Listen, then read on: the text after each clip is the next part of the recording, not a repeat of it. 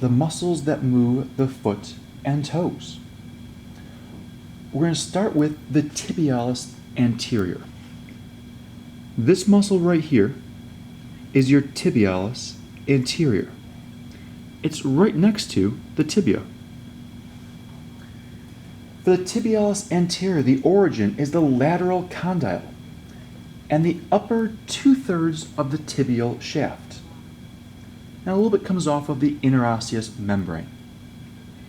It's going to insert down into the medial cuneiform and the first metatarsal. Its action, dorsiflexion. The innervation is the deep fibular nerve. Our next muscle up is the extensor hallucis longus. The extensor hallucis longus is this muscle right here. It's a little bit deeper. We can see a little bit of it peeking out down here. Extensor hallucis longus.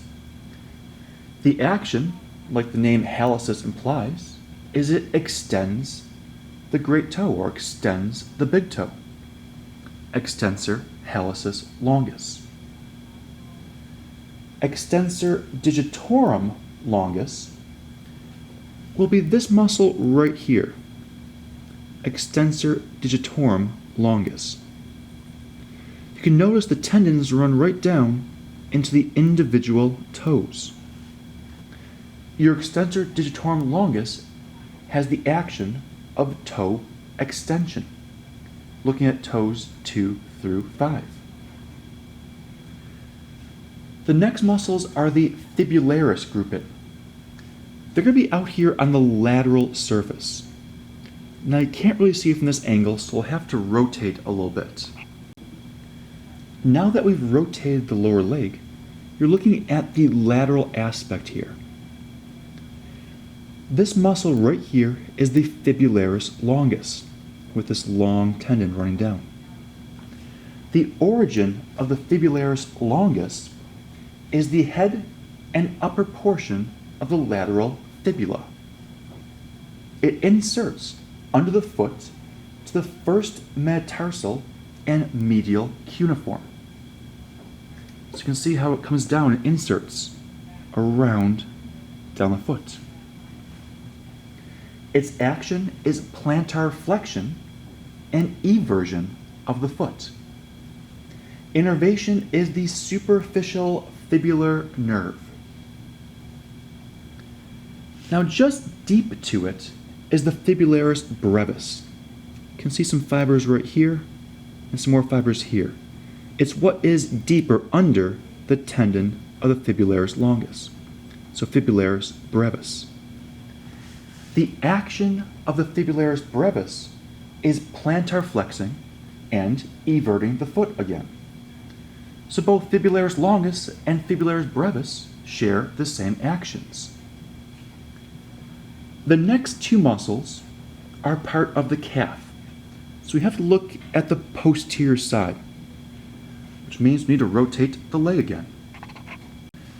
The more external muscle is the gastrocnemius muscle. And you can see how it has two muscle bellies right here, the gastrocnemius. The origin of the gastrocnemius comes from the medial and lateral condyles of the femur. Those originating up here from the femur. It's going to insert via the calcaneal tendon, this is the calcaneal tendon, down to the calcaneus. Its action is plantar flexion of the foot. Plantar flexion of the foot. Its innervation is the tibial nerve. So innervation is the tibial nerve. But now just below it, so we're talking deep to the gastrocnemius, we're going to have to remove this one muscle belly to see part of it. The muscle you now see below it, with that gastrocnemius removed, this is the soleus muscle. The soleus muscle is going to have an origin of the superior tibia, the fibula, as well as the interosseous membrane. The insertion, same as gastrocnemius. Calcaneal tendon inserting into the calcaneus. The action again is plantar flexes the foot. And innervation again is the tibial nerve. Now for the next muscles, we had to remove the gastrocnemius and soleus. So we're still on the posterior aspect of the lower leg, but now gastrocnemius and soleus are gone. The first muscle to cover down here is the popliteus muscle, right here. Popliteus. The popliteus muscle will have the action of flexing and rotating the leg medially to unlock the extended knee when flexion begins. Now that's a mouthful. So think about it. If you have your legs perfectly straight, your knee is locked. As your knee is going to start to flex, you're going to basically bend your knee. That initial bending is the flexion of popliteus as you first start flexion of the knee. So that's popliteus. The next muscle back here is going to be flexor hallucis longus. It's more towards the lateral side of the posterior portion lower leg. The flexor hallucis longus will have the action of plantar flexion and inversion of the foot. The next muscle is flexor digitorum longus. This one's on the medial aspect of the posterior leg. So this is flexor digitorum longus. The origin of flexor digitorum longus is the posterior tibia. The insertion is the distal phalanges 2 through 5. Now the action is plantar flexes the foot as well as inverts the foot. So it turns the soles of the foot inwards. And the innervation is the tibial nerve. Which leaves us with a third muscle on the posterior portion of the lower leg.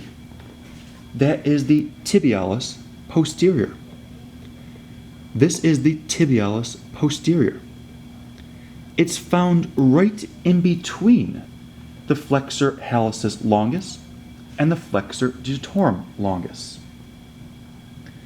Now the tibialis posterior has an origin of the superior tibia and the superior fibula, as well as some from the interosseous membrane. Its insertion is going all the way down into several of the tarsals and metatarsals 2 through 4. Its action, foot inversion. So turn the foot towards itself, foot inversion.